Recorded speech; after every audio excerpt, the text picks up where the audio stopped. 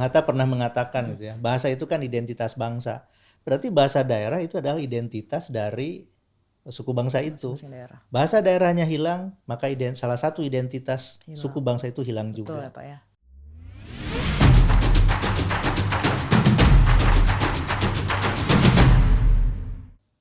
Halo Sobat Belajar, jumpa lagi dalam podcast Dijen PAUD Dikdas dan Dikmen bersama saya Fitri Asari. Sebelumnya kami infokan bahwa seluruh tim yang terlibat dalam pembuatan podcast ini telah melakukan swab antigen dan dinyatakan negatif. Sobat Belajar, pripun kabare? Ba akabanyo? Napa habar? Apa kareba? Naragero telo? Nah, Sobat Belajar, tahu artinya? Betul sekali. Ungkapan-ungkapan tadi artinya apa kabar dalam berbagai bahasa daerah. Indonesia memiliki sekitar 718 bahasa daerah yang tersebar di 34 provinsi. Hal ini merupakan kekayaan budaya bangsa Indonesia yang harus senantiasa kita lestarikan dengan cara mempelajari dan menggunakannya dalam keseharian kita. Nah, untuk tahu bagaimana upaya pelestarian bahasa daerah melalui program revitalisasi bahasa daerah, hari ini telah hadir bersama kita Profesor H.E. Aminuddin Aziz MA PhD, Kepala Badan Pengembangan dan Pembinaan Bahasa Kemdikbud dan Ristek. Apa kabar Pak Aminuddin? Alhamdulillah baik Mbak Fitri. Sehat Gimana ya Pak kabarnya? ya? Alhamdulillah baik juga Alhamdulillah Pak. sehat. Iya. Terima kasih banyak Pak. Sebelumnya kami sampaikan Bapak sudah berkenan hadir ya Pak ya ke studio podcast senang kami. hati tentu Iya. saja. Iya. Iya, di sela-sela kesibukan Bapak pastinya ya Pak ya. Topik hari ini sangat penting dan juga sangat menarik, yaitu kan mengenai bahasa daerah dan upaya pelestariannya. Nah, sebetulnya apa sih Pak pentingnya bahasa daerah itu sendiri Pak? Ya, terima kasih Mbak Fitri. Ini pertanyaan yang sangat fundamental ya, Betul. sangat mendasar kalau kita kaitkan dengan bahasa daerah. Apa sih nilai pentingnya gitu? Pertama saya ingin mengatakan bahwa Indonesia ini lahir dari kebinekaan. Salah satu kebinekaan itu adalah dalam hal berbahasa. Tadi Mbak Fitri sudah menyampaikan sampai hari ini gitu ya, kita sudah memetakan melalui Badan Bahasa itu 718 bahasa daerah, dan ini belum semuanya terpetakan. Oh, masih ada yang Masih belum ada, terdata. karena wilayah-wilayah yang harus dipetakan itu kan begitu Banyak luas ya, sekali berarti ya Pak ya. dari Sabang sampai Merauke, terutama di wilayah-wilayah timur ya, bagian timur Indonesia itu 2/3-nya lebih itu ditemukan di sana.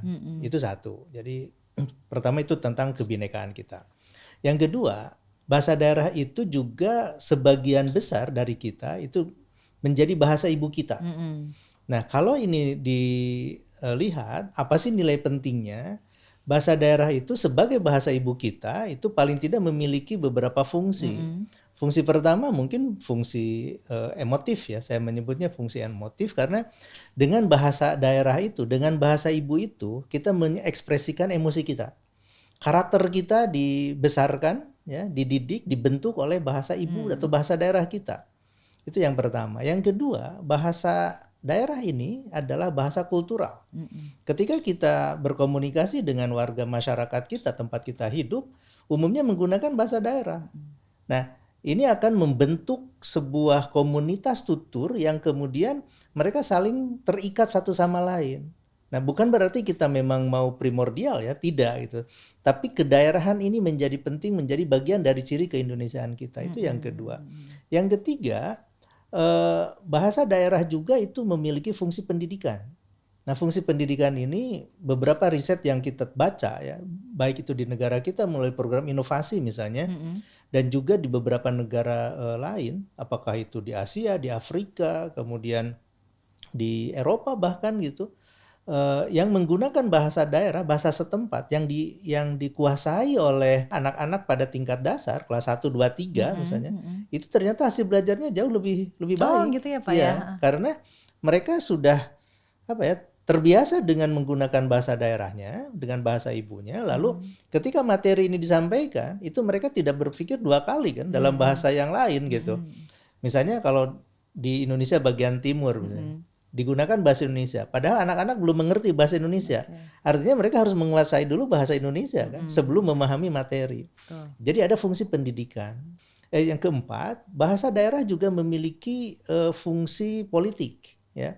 fungsi politik misalnya kalau kita lihat kejadian berpisahnya Bangladesh ya dari Pakistan, dan kemudian tanggal 21 Februari itu dinyatakan oleh UNESCO sebagai Hari Bahasa Ibu Internasional, itu kan gara-gara mereka yang mempunyai bahasa daerah di Bangla itu kan dilarang oleh pemerintah tadinya. Nah, ini gerakan ini yang kemudian besar dan akhirnya terjadi pemberontakan di sana sini, lalu mereka menjadikan bahasa daerah sebagai gerakan politik. Dan yang terakhir fungsi ekonomi.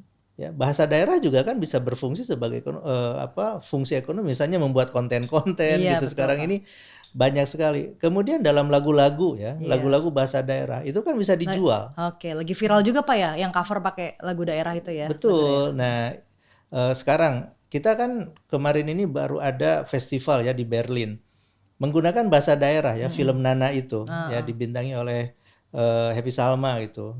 Dan itu kan full bahasa daerah ya. Nah, ini kan menjadi ajang ekonomi gitu. Nah, melihat ini semua, jadi bagaimanapun bahasa daerah itu sangat penting posisinya gitu. Dan bagi bahasa Indonesia, bahasa daerah ini menjadi salah satu sumber untuk pengayaan kosakata bahasa Indonesia. Oh, jadi ada bagian serapan juga dari bahasa daerah. Betul. Sekarang ini dari data kita ya, di dalam KBBI kita yang 116 ribuan itu baru sekitar 7.600-an itu kosakatanya diambil dari bahasa daerah.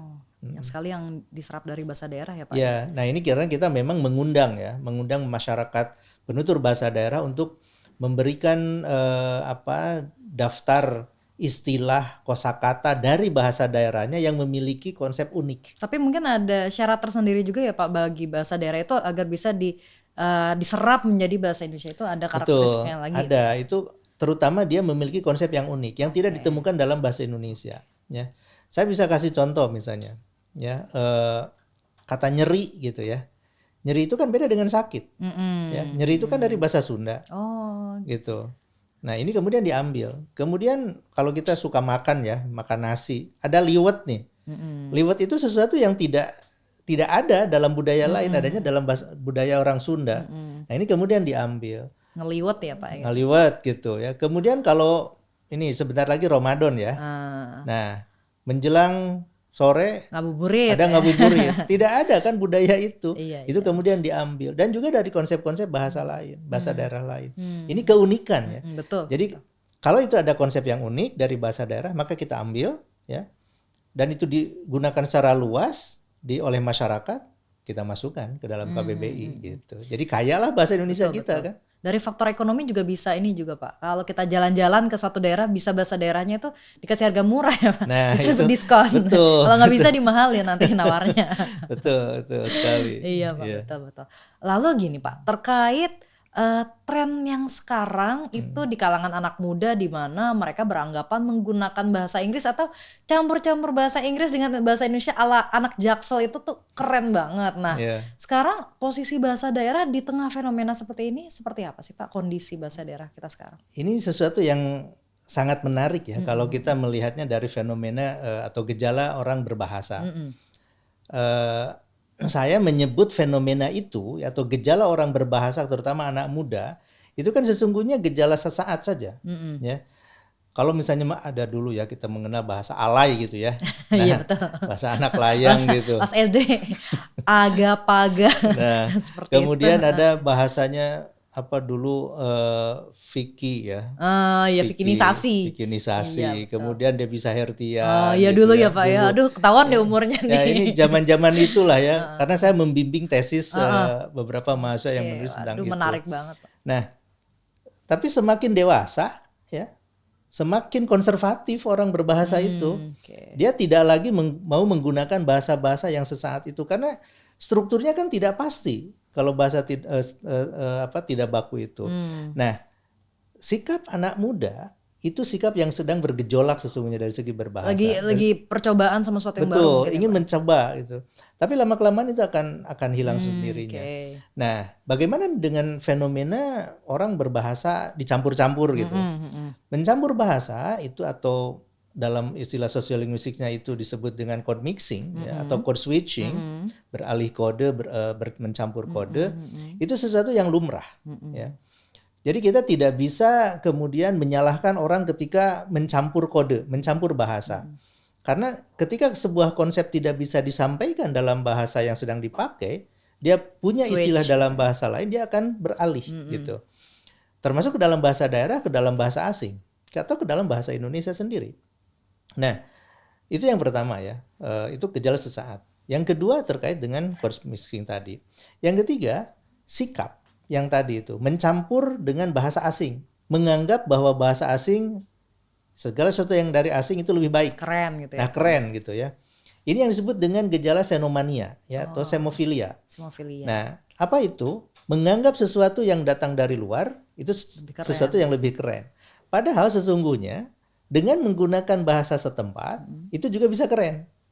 Nah, sikap yang menganggap bahasa daerah tidak keren ini menjadi salah satu sumber menurunnya penggunaan bahasa daerah. Salah satunya ya Pak ya. Ya, karena sikapnya. Tapi lama-kelamaan tadi saya katakan sikap ini juga akan hilang gitu ya. Kalau misalnya terus-terus diperkenalkan. Oke, gitu. baik. Jadi intinya dengan cara itu ya Pak ya. Betul. Sosialisasi perkenalan bahasa daerah tersebut harus Jadi digalakkan. menanamkan kembali rasa bangga menggunakan bahasa daerah gitu ya. Tidak kampungan menggunakan bahasa daerah itu karena dari bahasa daerah itu kita bisa juga memperoleh inspirasi baru gitu Betul, ya. Pak, betul Pak. Dari tadi kan sekitar 718 bahasa daerah ya Pak ya di seluruh Indonesia. 25-nya itu terancam punah dan ini menurut data yang ada ya Pak ya, dan 6-nya itu kritis dan 11-nya itu sudah dinyatakan punah. Nah, ini kan sangat menyedihkan ya Pak ya. Nah, ini sebetulnya apa sih Pak faktor yang menyebabkan kepunahan bahasa daerah tadi, atau jangan-jangan mungkin lebih dari 11 gitu kenyataannya? Ya. Memang data kita ya, data pokok bahasa kita Dapobas yang kita miliki sampai saat ini memang baru 11 ya. Saya katakan baru 11. Ini artinya ada potensi bahasa yang lain pun bisa saja punah ya. Bahasa yang tadi sudah kritis itu bisa saja punah. Nah, penyebabnya apa? Tadi salah satunya sikap bahasa, dan itu memang yang menjadi faktor penyumbang terbesar. Ya, sikap bahasa dari anak-anak muda, orang tua yang tidak lagi menggunakan bahasanya itu menjadi faktor penyebab utama menurunnya vitalitas atau daya hidup dari sebuah bahasa. Faktor kedua itu adalah karena migrasi. Ya, migrasi dari satu tempat ke tempat lain. Di tempat baru dia tidak menggunakan bahasanya lagi karena tidak ada teman gitu ya.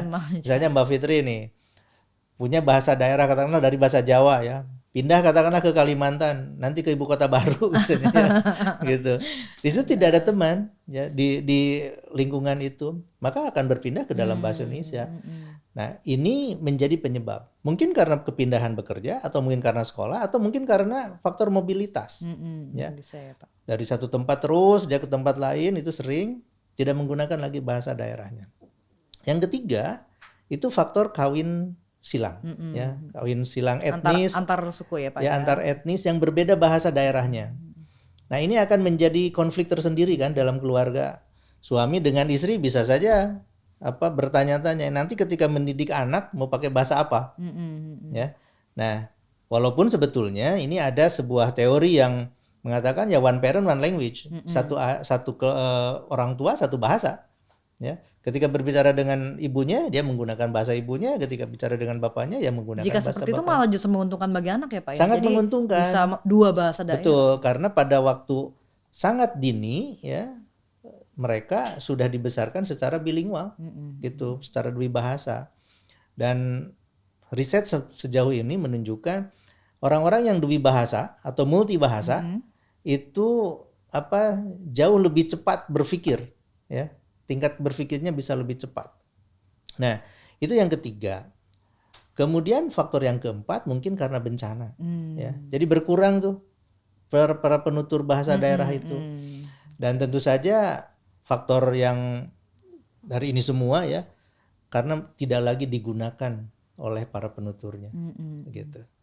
Mungkin nggak sih Pak ada faktor kurangnya dokumentasi bahasa daerah tersebut tidak pendokumentasian bahasa itu kan pada hakikatnya lisan ya. Jadi bentuk pertama bahasa itu, jadi para ahli filsafat bahasa mengatakan the primary form of language is spoken. Ya.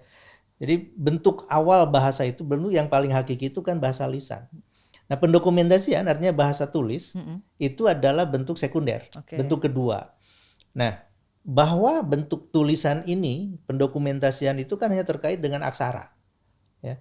Nah, ini akan membantu ketika bahasa itu memang kemudian sudah punah, kemudian baru kita akan pelajari kembali, seperti misalnya revitalisasi bahasa-bahasa seperti bahasa Hebrew ya, bahasa Ibrani. Kemudian kemarin saya baru hadir di acara diskusi dengan Janet King dari New Zealand.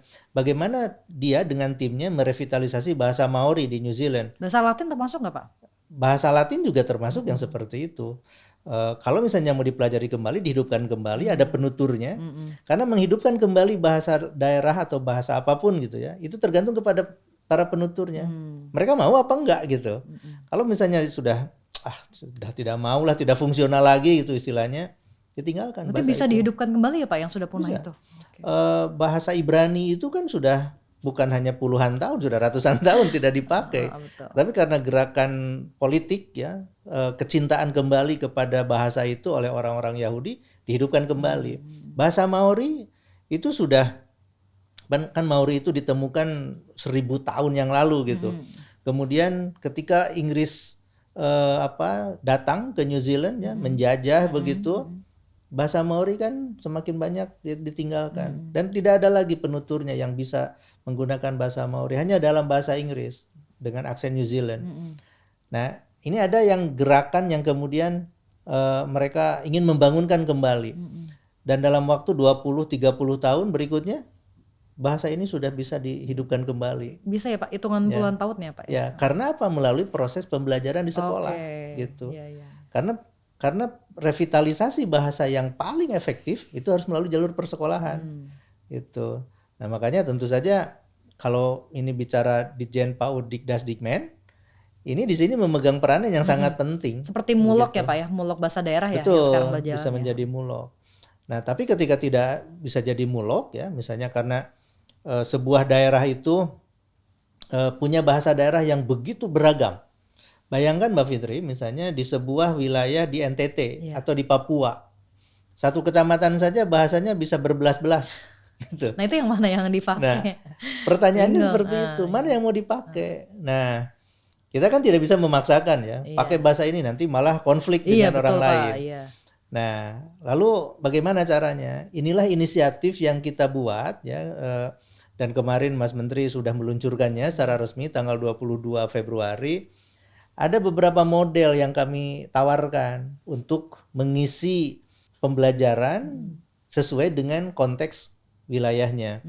Misalnya, kita kemarin Mas Menteri ya menyebut ada 3 model A, B, dan C.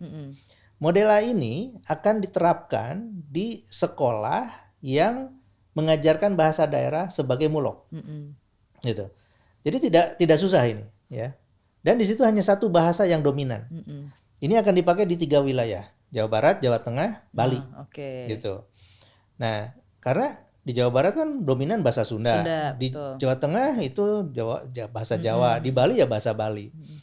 Tapi ada yang model B.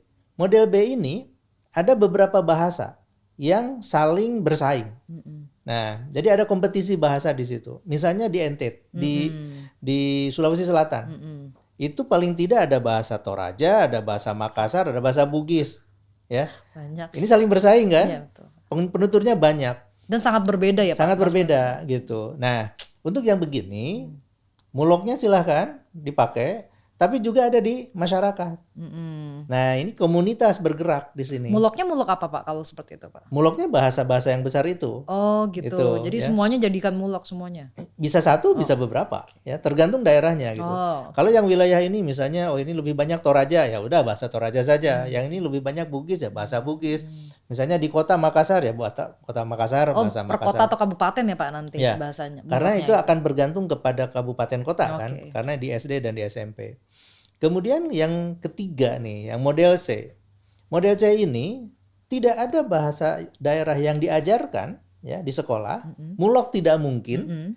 Tapi kita gerakan ini melalui komunitas. Jadi komunitas ini, komunitas adat ya. Mungkin mengajarkan bahasa daerah itu di gereja.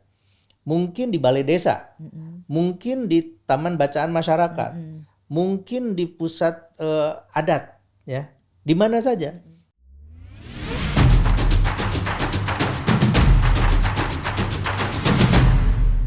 Saya mengajak tentu saja kepada para siswa, pelajari ya bahasa daerah, jangan ditinggalkan, ini adalah kekayaan kita. Dan siapa tahu ini nanti justru akan memberikan manfaat besar dalam perjalanan hidup kalian.